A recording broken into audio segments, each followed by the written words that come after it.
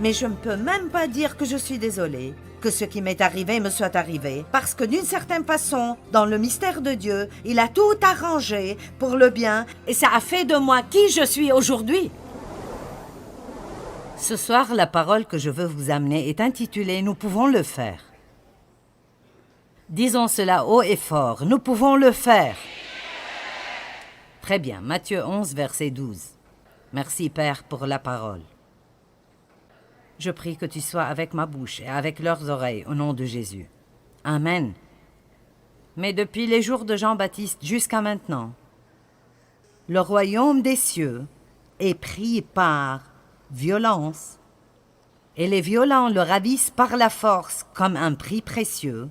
Une part du royaume des cieux est cherchée avec un zèle ardent et de l'effort intense. Un zèle ardent et de l'effort intense. Il n'y a rien de passif dans cette déclaration. Le royaume de Dieu est pris par violence, et les hommes violents et les femmes violentes le ravissent par la force. Dans la langue grecque, le mot violent apparaît 2 fois, mais il vient de 2 mots grecs différents. Le premier, le royaume de Dieu est pris par violence, veut dire est attaqué. Combien de vous ont remarqué que le royaume de Dieu subit de grandes attaques de nos jours? Je veux dire, ça m'épate juste au cours de ma vie. Le mouvement que j'ai vu, vraiment même juste dans ces 10 ou 15 dernières années, combien de personnes essaient juste d'enlever Dieu de tout, et c'est si triste. Et vous savez, les gens qui ne croient pas en Dieu ne changeront rien du tout. Alors si quelque chose doit changer, ça doit être nous. Nous allons devoir nous lever et faire connaître son nom partout dans le monde aujourd'hui. Allez, donnez gloire à Dieu. Et je suis sérieuse quand je le dis. Comment pensez-vous que ça changera notre monde si chaque personne qui dit être chrétienne sortait dans son secteur de la société et agissait comme un chrétien? Ceci va plus loin que de juste aller à l'église et de penser que nous avons accompli notre devoir parce que nous y sommes allés. Ou nous avons lu le psaume 23. Nous devons être violents. Et le deuxième mot violent ici veut dire l'énergétique, le confiant, le courageux, l'audacieux et le brave. Mais laissez-moi vous poser une question plutôt sérieuse. Êtes-vous prêts? Avez-vous même pensé à cela? Êtes-vous prêt à vraiment tenir bon et à vivre ce que vous dites que vous croyez si les temps deviennent plus difficiles?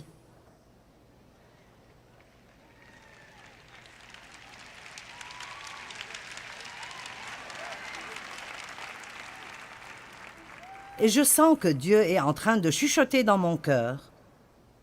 Tu dois commencer à préparer les gens. Ce ne sont pas de mauvaises nouvelles et des nouvelles menaçantes. Ce n'est pas « Oh, nous devons tous errer et avoir peur ». Nous n'avons pas besoin d'avoir peur de quoi que ce soit. Parce que la pire chose qui pourrait arriver, ce qui n'est vraiment pas si mal que ça, est que vous mourrez. Et si je lis ma Bible correctement, vivre c'est Christ et mourir un gain. Alors, nous n'avons pas besoin d'avoir peur de mourir. La peur de la mort paralyse les gens, mais la vérité est que la mort n'est pas une mauvaise chose. Ce qui est mauvais est si vous ne mourrez pas en Christ. Mais si vous mourrez en Christ et vous vous accrochez, confiant en lui, jusqu'à ce que vous expiriez, vous êtes dans la victoire où il n'y a plus de peine et plus de tristesse et plus de larmes et plus de pleurs. Nous nous accrochons trop aux choses de cette terre et nous ne pensons pas assez à l'éternité. J'ai eu cette sensation en moi pendant peut-être 6 semaines et je continue de l'avoir partout où je vais. C'est que les croyants des premiers temps, la chose qui leur a donné tant de courage était qu'ils avaient cette espérance de l'éternité et cette espérance de vivre à jamais. Combien dure l'éternité? Elle est longue et je veux m'assurer que je suis au bon endroit. Amen. C'est bon d'être béni avec des choses, mais nous ne devons pas trop nous attacher à nos choses. Vous savez, le ciel est décrit comme un endroit absolument merveilleux. Des portes faites de perles et toutes sortes de pierres magnifiques, où que vous regardiez, et des rues faites d'or pur et miroitant, et c'est simplement merveilleux. Un homme est mort et il était un homme assez riche. Et il voulait prendre certaines choses au ciel. Et il lui a été dit qu'il ne pouvait pas faire cela. Alors il a dit « Oh, c'est important pour moi. Pourrais-tu voir si tu peux m'obtenir une permission spéciale ?» Alors, quelqu'un est allé parler aux autorités et a dit « Cet homme veut amener certaines choses avec lui. Pourrait-il obtenir une permission spéciale pour amener quelques trucs avec lui ?» Alors il a obtenu la permission d'amener une seule valise. Et alors, quand il est arrivé là-bas, Saint-Pierre l'a rencontré et a dit « Tu ne peux rien amener ici. » Il a dit « J'ai une permission spéciale. » Il a dit « Laisse-moi m'assurer. » Alors Saint-Pierre est parti 1 minute, puis est revenu et a dit « Tu as raison, tu peux amener une valise, mais je dois voir ce qui est dedans avant que tu n'entres. » Alors il l'a ouverte et elle était pleine de lingots d'or. Et Saint-Pierre l'a regardée et a dit « Pourquoi voudrais-tu amener de quoi paver ?»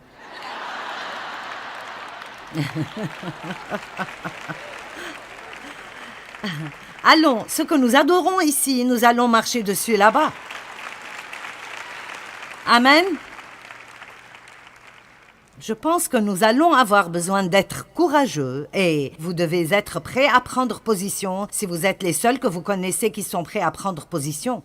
Nous devrons peut-être être prêts à perdre des amis.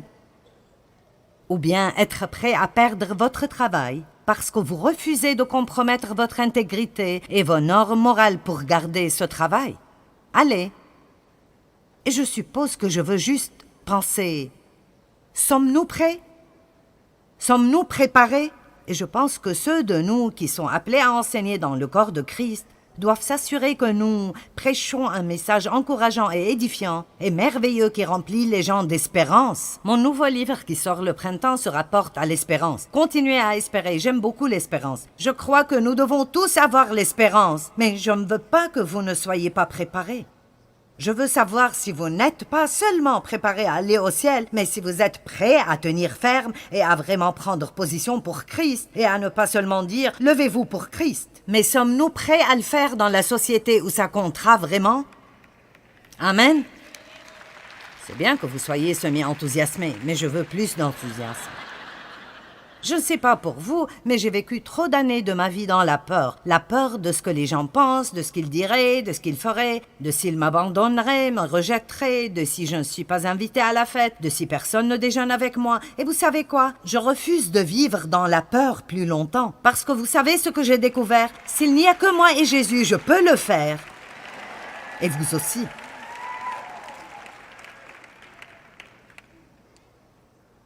Romains 5, 17 dit que nous allons régner comme rois dans la vie à travers Jésus. Est-ce que vous régnez sur vos circonstances ou est-ce qu'elles règnent sur vous? Et régner sur elles ne veut pas dire que vous avez ce super pouvoir de faire pfft et tous vos problèmes disparaissent.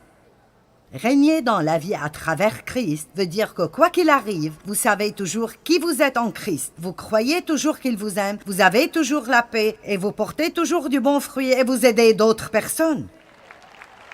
Amen. Luc 10, 19 est un de mes versets préférés. Regardons-le. Voici, je vous donne l'autorité et le pouvoir de marcher sur les serpents et sur les scorpions. Et je vous ai donné la puissance physique et mentale et le pouvoir sur toute la puissance de l'ennemi, et rien ne vous nuira d'aucune façon. Maintenant, écoutez. Le diable a de la puissance, mais nous avons de la puissance et de l'autorité. Allez, il y a de la puissance, mais nous avons quelque chose qu'il n'a pas. Nous avons l'autorité au nom de Jésus. Et la seule autorité qu'il a dans nos vies est ce que nous lui donnons à travers le manque de foi. Tant que nous croyons la parole de Dieu, quoi que nous voyions, quoi que nous pensions, quoi que nous ressentions, Dieu travaille dans nos vies et nous avons déjà gagné la bataille. Maintenant, c'est très important pour moi que quand vous partez d'ici, j'ai un but. Je veux que vous sortiez de ces portes en croyant que vous soyez vraiment confiant à l'intérieur, que quoi que vous ayez besoin de faire dans votre vie, quelles que soient les tempêtes inattendues qui viennent, quelles que soient les surprises que vous n'attendez pas, même si vous n'obtenez pas tout ce que vous voulez, vous vivrez avec une attitude toute nouvelle et c'est que je peux faire tout ce que j'ai besoin de faire à travers Christ qui est ma force. Je peux faire tout ce que j'ai besoin de faire à travers Christ qui est ma force. Je peux être un parent célibataire et élever mes enfants et en fin de compte, ils seront de bons enfants. Je peux avoir un nouveau commencement. Je peux échouer et recommencer.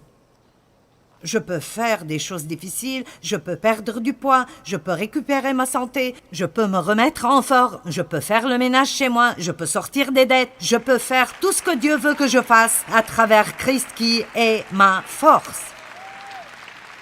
Combien d'entre vous pensent que parfois nous sommes juste vaincus beaucoup trop facilement? Vous savez, nous nous plaignons si, je ne sais pas, notre appartement n'est pas une maison et si notre voiture n'est pas nouvelle, et si nous n'avons pas de nouveaux costumes pour la fête, et nous lisons la Bible, et nous voyons les chrétiens en ce temps, ils étaient jetés au lion et ils étaient plus heureux que la plupart d'entre nous. Amen. Et vous savez, d'un côté c'est drôle, mais en même temps c'est triste. Nous sommes ici ce soir en train de nous amuser et de parler de combien Dieu est bon, mais il y a des gens dans le monde qui sont en train d'être tués. Maintenant, aujourd'hui, dans ce monde, c'est possible que ce soir, alors que nous sommes là, ils doivent prendre position et dire « Je ne fléchirai pas les genoux, je me tiendrai fermement, je crois en Jésus. » Amen. Et vous ne devez pas avoir peur de cela, parce que tout ce dont nous devons faire, Dieu nous donnera la grâce de le faire. J'ai entendu une histoire une fois à propos de 2 hommes qui allaient être brûlés au bûcher le jour suivant. Et l'un d'eux était un vieil homme qui était très proche de Dieu. C'est étonnant combien la peur disparaît dans votre vue, plus vous avez de l'expérience avec Dieu. Et l'autre était un croyant plus jeune.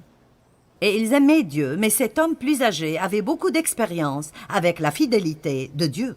Quand vous êtes plus jeune, souvent dans la foi, vous voulez tout ressentir pour le croire. Mais plus vous vieillissez, plus vous avez de l'expérience avec Dieu, plus vous réalisez que croire vient en premier et toutes les autres sensations viennent après. Amen. Peut-être que je ferais mieux de le redire.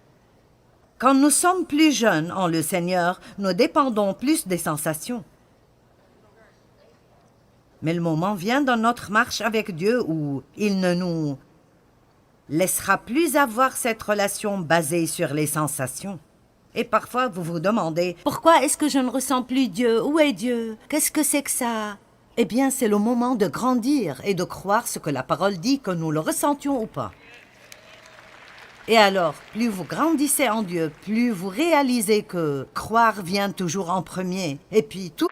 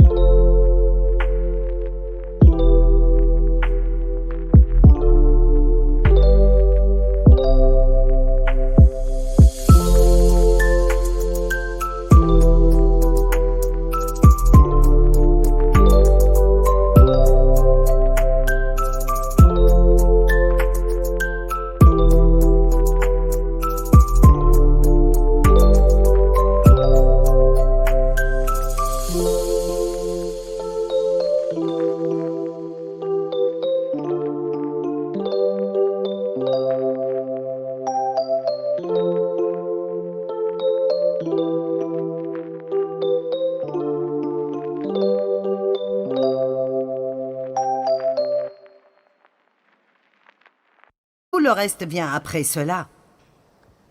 Qu'il te soit donné d'après la mesure de ta foi, dit la parole de Dieu. Et alors, c'est très important pour nous de comprendre que Dieu est fidèle. Alors cet homme plus vieux était juste calme. Il savait qu'ils allaient être brûlés au bûcher le jour suivant, mais l'homme plus jeune était affolé. « Qu'est-ce que nous allons faire? J'ai juste peur. Je ne sais pas si je peux le faire. Je ne sais pas si je peux. Je ne sais pas si je peux le faire. Je ne sens pas que je peux le faire. » Et l'homme plus vieux a dit, « Fiston, Dieu sera avec toi. »« Oh, je ne sais pas, je ne sais pas. » Et puis, il a gratté une allumette et il s'est brûlé le doigt. Il a dit « Oh, si ceci fait aussi mal, alors je ne sais pas comment j'irai être brûlé au bûcher demain. » Et l'homme a dit « Dieu ne t'a pas demandé de brûler ton doigt, alors il n'y avait pas de grâce. Mais s'il te demande d'aller au bûcher demain et d'être brûlé là-bas, sa grâce et sa force seront sûrement avec toi. Amen. »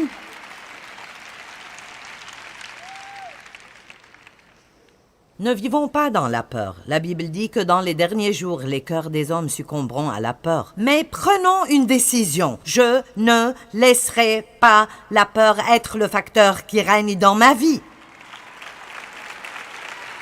Amen. Maintenant, nous allons voir une photo d'une femme qui est devenue très célèbre. Son nom était Rosie et on l'appelait Rosie la riveteuse. Pouvons-nous projeter cette image? Et je ne suis pas Rosie, mais ça vient. La voici. Maintenant, vous savez, c'est une image emblématique. Tout le monde la reconnaît. Elle est de la Seconde Guerre mondiale.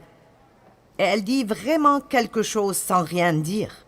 C'est comme « Oui, nous pouvons le faire. » Alors, j'ai commencé à m'entraîner quand j'avais à peu près 62 ou 63 ans. C'est un peu tard dans la vie pour commencer, mais j'ai fait faire cela et je l'ai mis sur le mur où je m'exerce.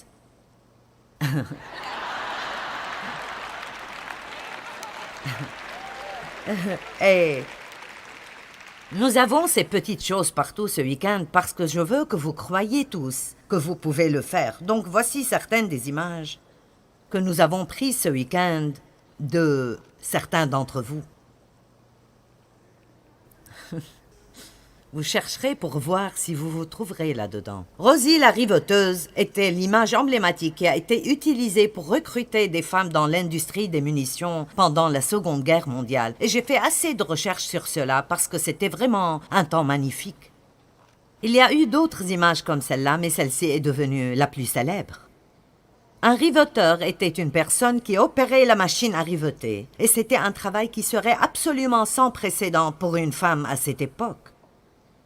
Au moment où la Deuxième Guerre mondiale est terminée, et je vous donnerai juste des chiffres ronds ici, nous avons produit près de 300 000 avions, 103 000 chars d'assaut et canons automoteurs, 372 000 pièces d'artillerie, 47 millions de tonnes de munitions pour l'artillerie, 87 000 bateaux de guerre, 44 millions de balles pour armes de petit calibre, des munitions. Time Magazine a appelé la production un miracle et elle ne serait pas arrivée sans les femmes.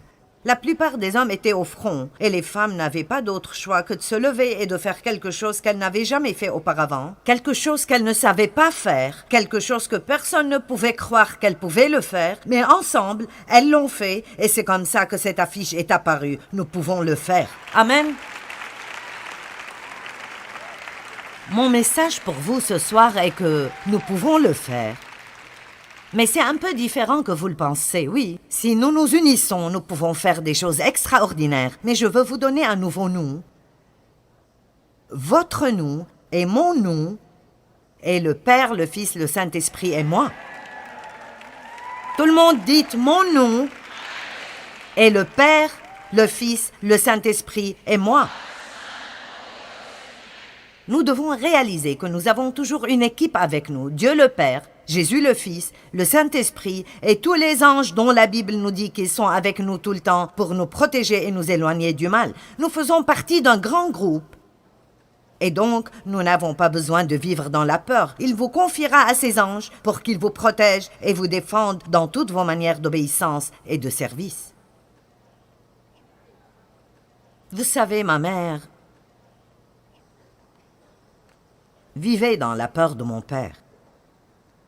Si vous avez entendu mon histoire, vous savez que j'ai été abusée sexuellement par mon père et... Je veux dire, il était très méchant et il l'a maltraitée. Il l'a frappée régulièrement. Il a pratiquement détruit la vie de mon frère. Et ma mère savait ce qu'il me faisait et elle ne faisait rien à ce propos. Et ça m'étonne toujours qu'elle ne faisait rien du tout. Ça m'étonne qu'elle ait pu ne rien faire. Mais vous savez pourquoi elle ne faisait rien? Elle avait peur de ne pas pouvoir s'occuper d'elle-même si elle ne l'avait pas. Et pour moi, c'était une des choses les plus tristes. Et je ne pense pas qu'il y ait quelque chose qui m'exaspère autant que les gens qui donnent des excuses à propos de ce qu'elles ne peuvent pas faire. Et c'est en partie la raison pour laquelle je suis comme je suis et pour laquelle je m'emporte un peu tout le temps. Mais écoutez, vous pouvez faire tout ce que vous devez faire à travers Christ qui vous fortifie. Vous dites, eh bien, peut-être que ta mère n'était pas chrétienne. Ce qui est intéressant est que ma mère était une croyante, mais elle était une croyante qui ne croyait pas. Et je pense que nous avons des millions de personnes comme ça. Elles s'assoient à l'église, elles croient que Jésus est mort pour leurs péchés, mais ils ne croient pas vraiment qu'ils sont en Christ et ils ne croient pas vraiment qu'ils sont plus que conquérants, que la puissance du Saint-Esprit est avec eux et alors ils ne font rien et ils laissent le diable et les gens leur marcher dessus quand ils devraient se lever et dire « Dieu, je veux que tu me diriges et que tu me guides et je ferai ce que tu veux que je fasse. Je me moque de combien ça coûtera. »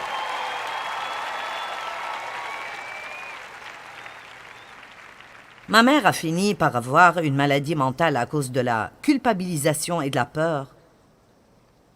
Et elle est allée au ciel avec Jésus l'année passée, mais elle a vraiment eu une vie misérable. Une vie terriblement misérable. Elle avait peur de ne pas pouvoir vivre sans cet homme qui était abusif et méchant et odieux. Et Dieu merci, il a été sauvé avant de mourir, alors il est devenu un peu plus doux. Mais ce que je veux dire est qu'elle pensait qu'elle ne pouvait pas vivre sans quelqu'un qui la rendait misérable. Laissez-moi vous dire quelque chose. Les dames, vous devez dépasser la peur de l'homme. Votre vie ne doit pas être manipulée ou contrôlée par ce que quelqu'un fera ou ne fera pas, ou ce qu'il pensera ou dira. Nous laissons trop de ces choses contrôler et diriger notre destinée. Et c'est indu de faire cela. Et j'appelle les gens qui diront « Je commencerai à suivre la direction du Saint-Esprit. » Je me moque de si je n'ai aucun ami dans ce monde entier ou si personne au monde n'est d'accord avec moi. Je veux être ce que Dieu veut que je sois et faire ce qu'il veut que je fasse.